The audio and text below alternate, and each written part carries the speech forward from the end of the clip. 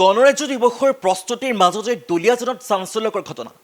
এই মুহূৰ্তত জনাবই লাগিব যে আজি গণৰাজ্য দিৱস আৰু যোৱাকালি নিশা দলীয়াজনবাসী কিন্তু শংকিত হৈ পৰিছিল কিয়নো দলীয়াজনত নাহৰ ফুটুকি বাঘে ত্ৰাসৰ সৃষ্টি কৰিছে দলীয়াজনৰ বকুলনি চাৰিআলিৰ পৰা আমালৈ খবৰ আহিছে বকুলনি চাৰিআলিত আচলতে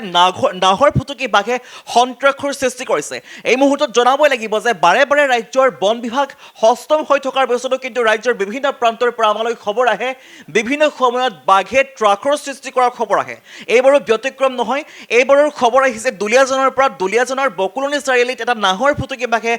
যোৱা কেইবাদিনৰ পৰা আচলতে সন্ত্ৰাসৰ সৃষ্টি কৰি আহিছে কিন্তু বন বিভাগে এতিয়া বৰ্তমান বাৰু পিঞ্জৰাবদ্ধ কৰিবলৈ সক্ষম হৈছে বাঘটো কিন্তু এই মুহূৰ্তত এইটো কথা ক'ব বিচাৰিছোঁ যে বাৰে বাৰে বন বিভাগৰ লোক হস্তম হৈ থকাৰ পিছতো কিয় দুলীয়াজনবাসী কেৱল দুলীয়াজনবাসীয়ে নহয় ৰাজ্যৰ বিভিন্ন প্ৰান্তত আচলতে বাঘৰ খবৰ আহি পৰে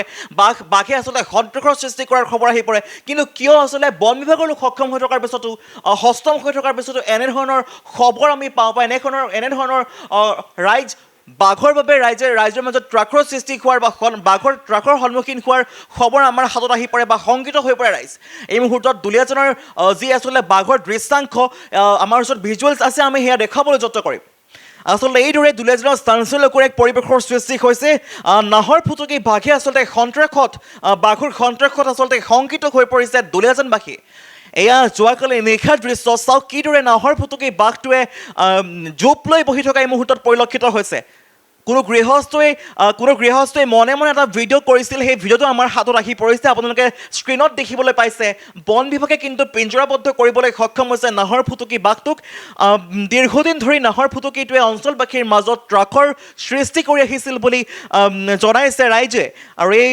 নাহৰ ফুটুকি বাঘৰ সন্ত্ৰাসত শংকিত হৈ পৰাৰ খবৰো আমাৰ হাতলৈ আহি পৰিছিল এই মুহূৰ্তত কিছু বাইট আছে কিছু মন্তব্য আছে আমি সেই মন্তব্য আপোনালোকক শুনুৱাই ল'ব বিচাৰিছোঁ ৰাতি 12টা বজাত গম পাওঁ গঁৰালত বাঘটো সোমাই আছে বুলি একচুৱেলি গম পোৱা নাছিল বেলেগে সদায় পূৰা হাঁহ খায়ে থাকে প্লাছ বাগানতো মানুহক মানে বাঘে উৎপাত কৰি আছে পাত ছিঙিব গ'লে মানুহখিনি কি কৰে ঘপকৈ বাঘটো ওলাই যায় সন্ত্ৰাস সৃষ্টি হয় তো আজি ৰাতি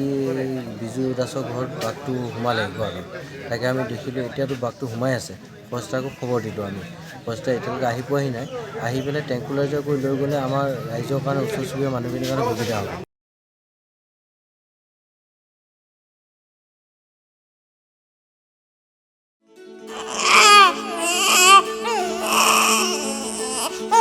অভিনন্দন আপোনাৰ এজনী ছোৱালী জন্ম হৈছে